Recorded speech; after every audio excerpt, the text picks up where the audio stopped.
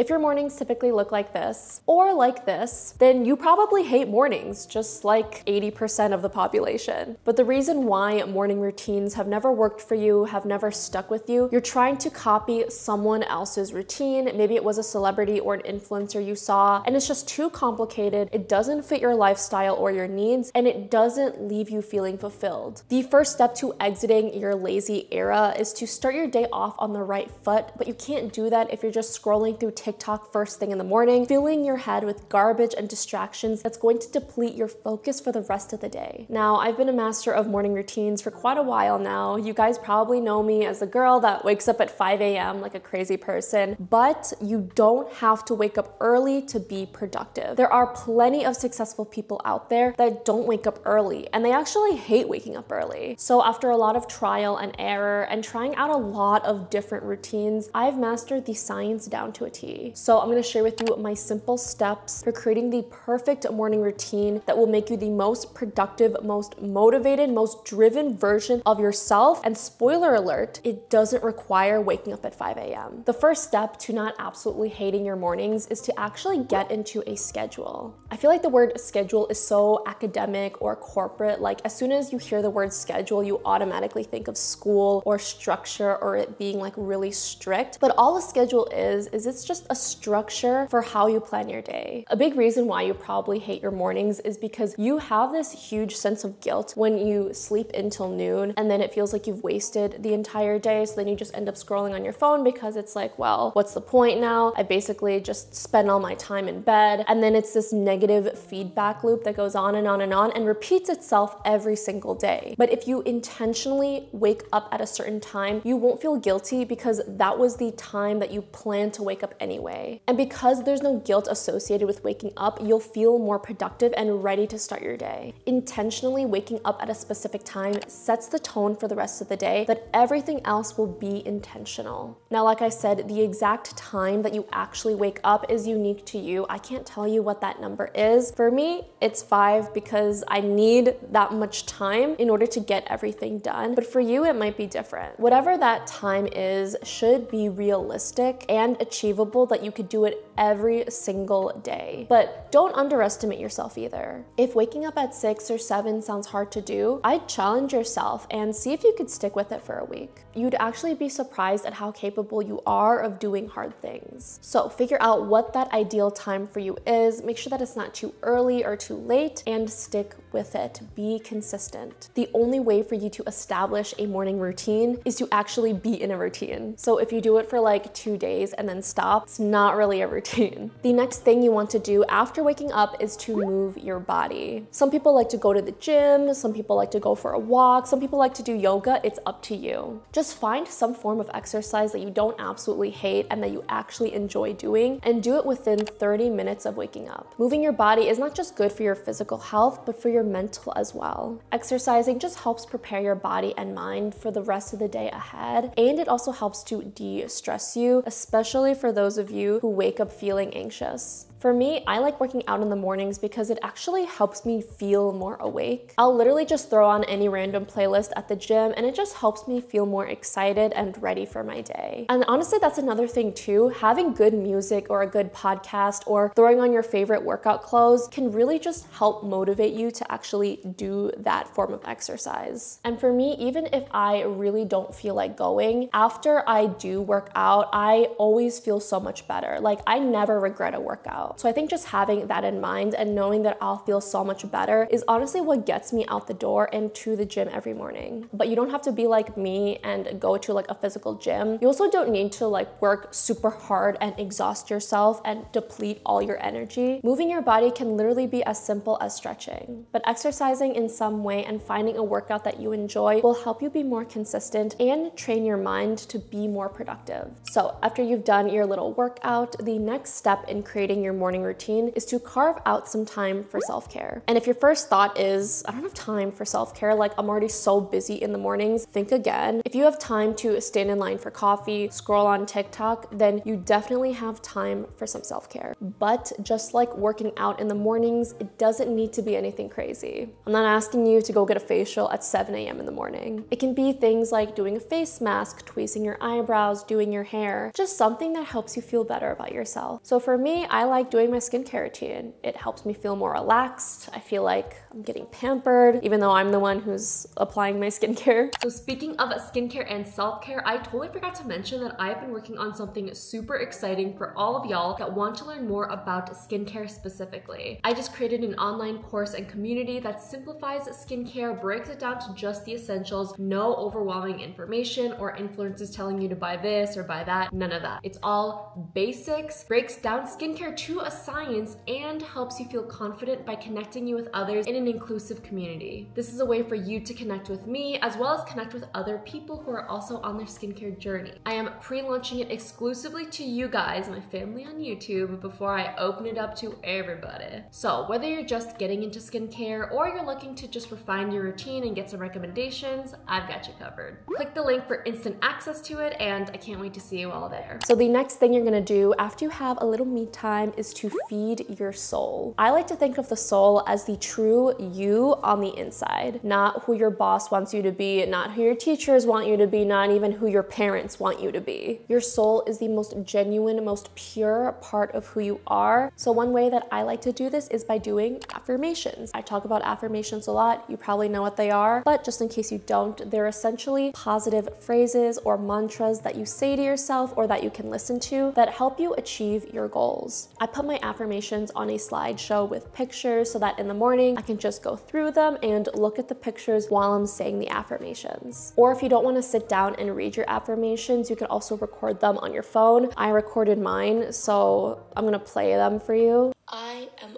overjoyed when I film videos. All right, I think that's enough.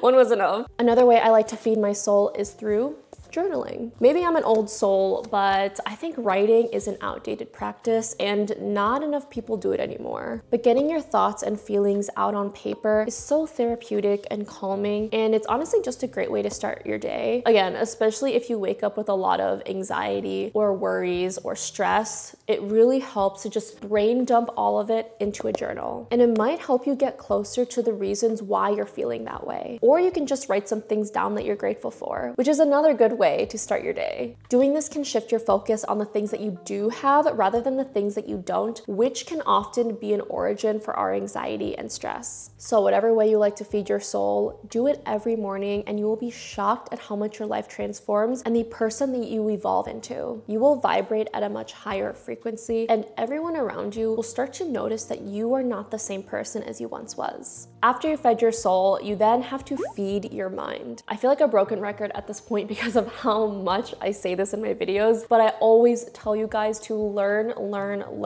never stop learning. Just like self-care, learning is one of the best ways that you can invest in yourself. And we all know that the best time to take in new information is when your brain is fresh and free of distractions, which is in the morning. There are a lot of ways to feed your mind, like books, podcasts, courses, whatever floats your boat, man. But whatever you choose, make sure that you're doing it for at least 30 minutes so that your brain can absorb something substantial. Now, in terms of what you should actually be learning about, it's very, very simple. You should be learning about the things you enjoy and that will further your growth as a person, whether that be in career, relationships, or self-development. The golden rule is that you should be striving to become 1% better every day. And that all starts with feeding your mind the information that will advance your knowledge, skills, or character. So to complete the trifecta, we fed our soul, we fed our mind, now it's time to actually feed our body. Now, I'm very much aware that a lot of people like to skip breakfast because they just say they're not hungry in the morning. Honestly, I can't relate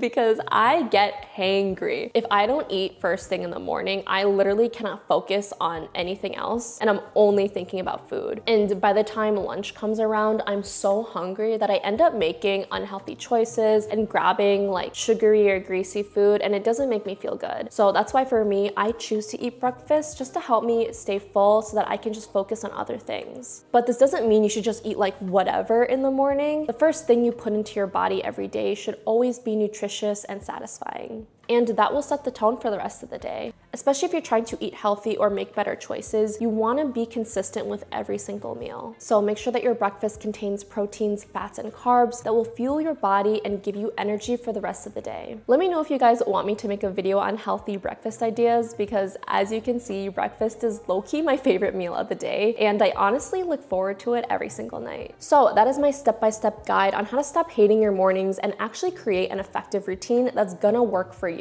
Now, don't expect your life to just magically transform overnight after doing this once, but with enough consistency and time, you will be shocked at the person you become in a year from now after doing this every single day. If you guys want more big sis tips and life advice from me, make sure you give this video a like and subscribe to my channel. Thank you so much for watching, and I'll see you in the next one. Bye!